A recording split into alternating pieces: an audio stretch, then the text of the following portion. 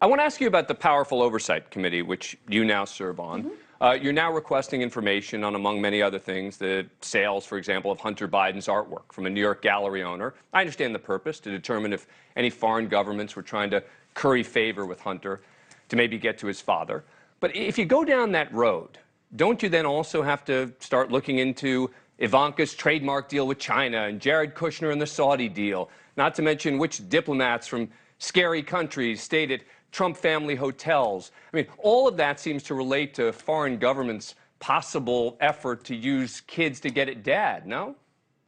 I think Democrats have been looking into the Trump family for several years now and have not been able to come up with anything. So if there was anything there that was a national security threat, then I think it would have come out by now. But look, we have Hunter Biden's laptop that was completely concealed. The story was censored from the American public, and this would have changed the outcome of the election, and they knew it. Mainstream media knew it.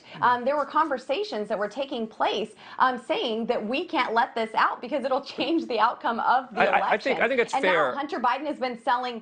I think it's fair. I think it's a fair critique of the media, but fair critique of the media.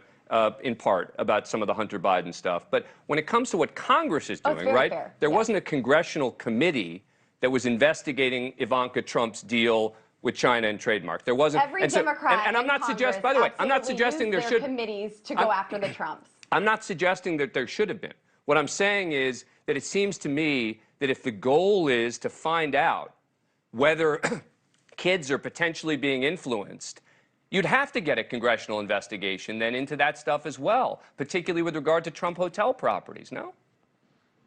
So I think that the Trumps have been very transparent in all of their business dealings, and they've been more scrutinized than any other first family that we've ever seen. And Hunter Biden has some serious issues with business dealings that include his father, even referring to him as the big guy. Look, he's been selling his art for about $500,000 a piece. And of course, what these anonymous people are buying isn't art, it's access to Hunter's dad, the President of the United States. So yes, we need to look into this. We need to know if the CCP funds have been lining Hunter's pockets and possibly Joe Biden's. And here's the bottom line. Hunter Biden is a man without morals and any sense of honor.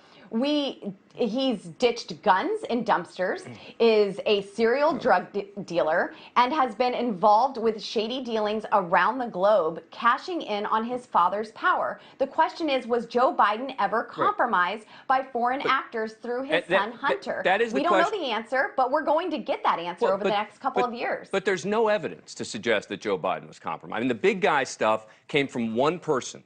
And again, we just found classified documents in his garage where his son is on the lease, paying him $50,000 a month in rent. I think that there's certainly some ties here that you can connect the dots, and we're going to be doing that in the Oversight Committee. We are going to have this investigation, and at the end, we'll know what happened. Again, I'm not suggesting whether you should or shouldn't have it. I'm just saying there's no evidence to link Joe Biden at this point to Hunter Biden's business dealings. I mean, no credible evidence. Tony Bobulinski's the one. I've invited him on the show to come on to talk about his allegations, et cetera. He said he would come on anywhere. He would talk anywhere. He's now only been willing to go on one place. But that's sort of neither here nor there. I'm just making the point that you're trying to tie Hunter to Joe. I get that. But there's no evidence yet that's credible. You're saying maybe we'll find it. There's plenty of emails referring to him as the big guy, and others saying, you know, that the big guy is going to have other things to do, and it doesn't really matter if he wins the presidential election or not,